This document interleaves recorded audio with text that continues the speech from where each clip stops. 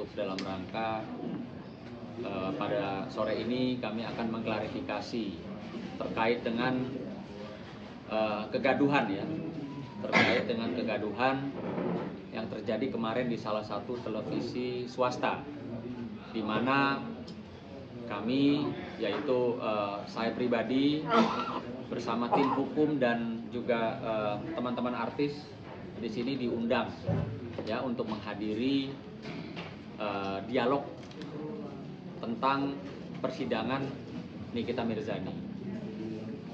Jadi kami hadir di situ dalam rangka saya sebagai narasumber dan Mbak Emma hadir sebagai pendukungnya Nikita Mirzani ya.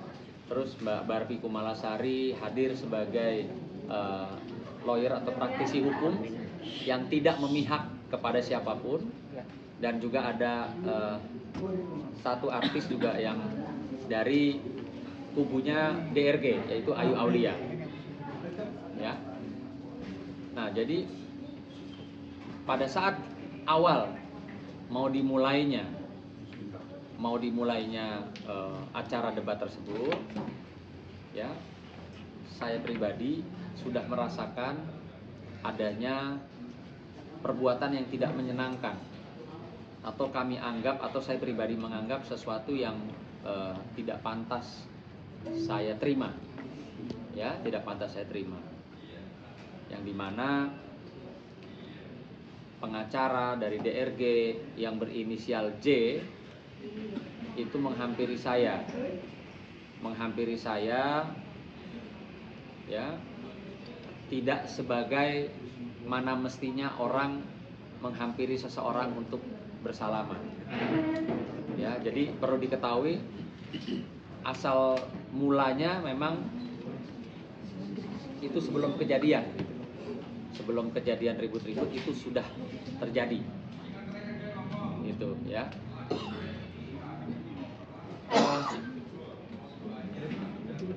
Apa yang perlu diketahui bahwa segala sesuatu itu kan ada sebab dan akibat. Nah, saya pribadi juga namanya diundang televisi debat mungkin sudah sering sekali, sudah banyak, dan tidak pernah ada keributan sebelumnya.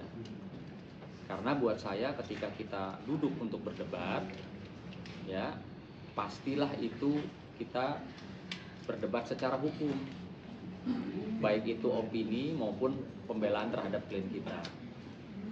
Nah, namun demikian apa yang saya pribadi alami kemarin sangat saya sayangkan, bahwa saya dapat pastikan tim kuasa hukumnya DRG itu memprovokasi atau memancing emosi saya semenjak awal. Nanti ada slide video yang akan dijelaskan oleh tim kuasa hukum saya, Bang Maci, dan nanti juga ada paparan atau analisa hukum yang akan disampaikan oleh tim kuasa hukum saya, Bang Tony, dan kebetulan dalam hal ini juga tim kuasa hukum saya ada Bang Nahak yang memang ada di peristiwa, ada di TKP pada saat itu gitu.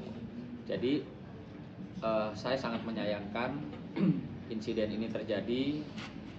Saya pribadi bersama kawan-kawan tentunya meminta maaf ya kepada pemirsa khususnya yang secara tidak sengaja jadi harus melihat adanya kericuhan di studio yang dimana tempat harusnya kita berdebat secara profesional. Apa yang saya alami adalah satu penyerangan yang saya ketahui mereka adalah tim kuasa hukumnya DRG. Nah, kenapa saya bisa sampai terlihat digambar marah atau ngamuk? Yang perlu digarisbawahi, saya pada saat itu datang dalam keadaan sadar. Artinya tidak di bawah pengaruh apapun. Ya, saya juga menjaga kredibilitas saya sebagai seorang advokat yang profesional. Saya datang ke situ mau berdebat, bukan mau berkelahi. Kalau berkelahi saya rasa itu bukan ring, bukan tempat arenanya. Sehingga saya sangat menjaga hal itu dari awal. Dari awal saya diprovokasi oleh saudara Julianus, saya tidak menanggapi. Ya.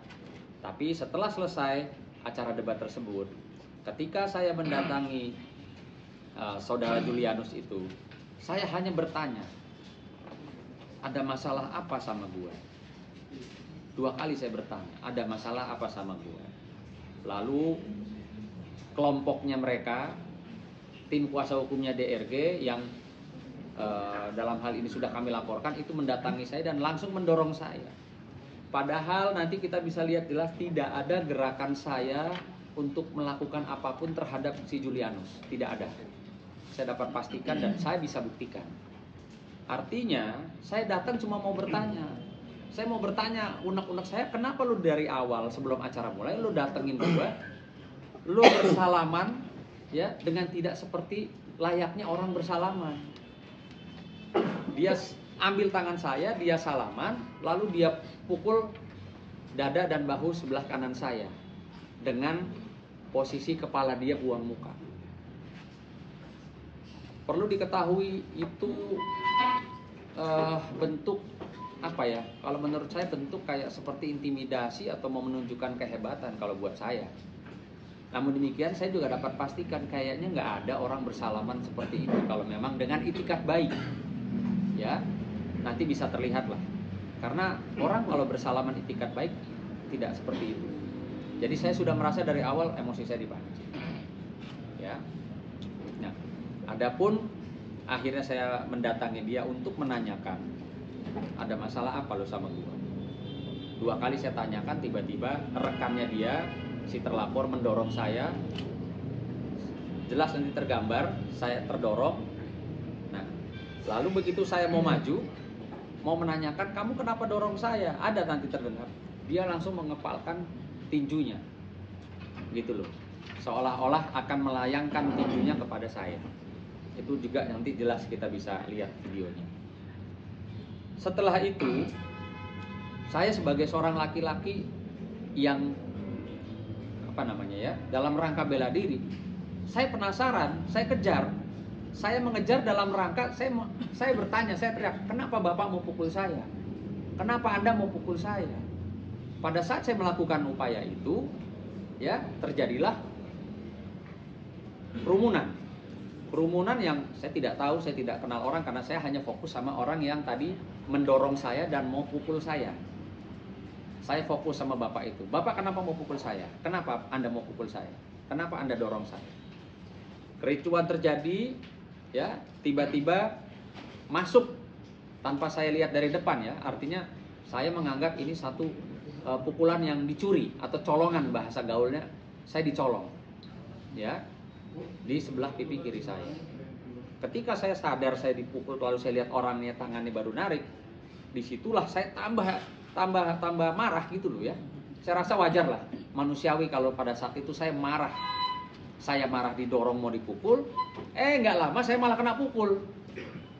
Jadi saya rasa mau siapapun, mau Pak Polisi, mau preman, mau siapapun orang baik sekalipun namanya dipukul, diserang, marah wajar.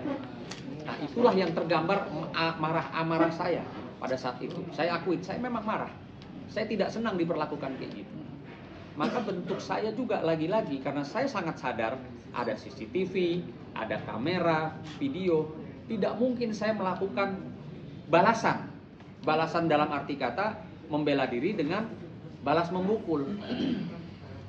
Bahkan saya jelas terdengar saya bilang, lo kalau mau ribut sama gue di luar bukan di sini. Ini bukan ring tinju saya bilang. Ya. Lalu orang tersebut diamankan. Diamankan oleh pihak security gedung. Dan juga ada orang-orang TV One, ada hostnya juga diamankan. Gitu. Dan pada saat diamankan, dia menyatakan memang maaf saya tidak sengaja. Nanti terlihat tergambar juga di video setelah dia pukul saya, dia mengucap maaf saya tidak sengaja. Itu pernyataan dia. Maka apa yang dia sampaikan bersesuaian dengan surat pernyataan yang dia dengan keadaan sadar dan tanpa tekanan dia buat surat pernyataannya. Nanti Bang Ahad bisa kasih lihat. Dia buat pernyataan itu. Ya, tanpa tekanan dan dalam keadaan sadar, dan dia adalah seorang advokat. Dia mengakui bahwa tidak sengaja menyentuh badan saya dan mengena wajah saya. Nah, ada hal yang akhirnya setelah saya cermati, ada hal yang menjadikan saya tanda tanya. pada saat proses si pelaku diamankan, ada beberapa orang laki-laki yang akhirnya saya tahu, oh ini dokter Andreas, ya nanti juga tergambar. Jadi dokter Andreas ini pada saat si pelaku diamankan, dia berbisik sama si pelaku.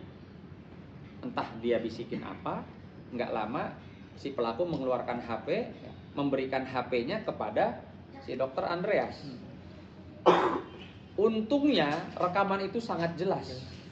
Nanti kita tayangkan. Dan setelah dokter Andreas menerima ya HP tersebut, dia segera meninggalkan TKP, tempat kejadian perkara. Nah, nanti mungkin analisa hukumnya bisa disampaikan sama Bang Tony. Mungkin sekarang teman-teman bisa lihat dulu slide videonya ya.